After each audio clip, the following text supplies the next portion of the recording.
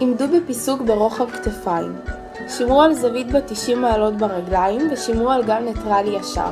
אם קשה לכם, פיסקו קצת יותר את הרגליים. ביצעו בכל סט 15 פעמים דקה מנוחה ולחזור על כך 4 סט.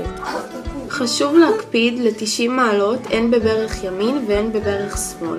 יש לשים לב שברך ימין לא עוברת את השרוכים בימין, כאשר ברך שמאל יורדת למטה. ביצעו זאת תחילה 10 פעמים עבור כל רגל 4 סטים.